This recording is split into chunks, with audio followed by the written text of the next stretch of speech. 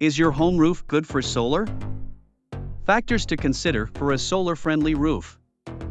Here are 5 factors that you need to know. Number 1. Roof orientation and tilt. South-facing roofs receive the most sunlight throughout the day, making them the optimal choice. However, east and west-facing roofs can also work well. As for the tilt, a roof angle between 15 and 40 degrees is ideal. Number 2. Roof material and condition. Asphalt shingles, metal, concrete tiles and standing seam metal roofs are typically suitable for solar panel installations. Number 3. Shade and obstructions.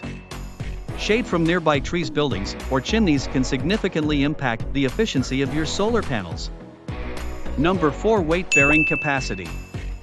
Solar panels are not light, so it's essential to verify that your roof can support the additional weight. Number 5. Local regulations and permits. Before you proceed with solar panel installation, check local regulations and obtain the necessary permits. Get a professional solar assessment. Contact a reputable solar installation company like solarSME to perform a thorough assessment, as we will visit your property, inspect your roof, and provide you with a personalized solar solution. Thanks for watching. That's it for today.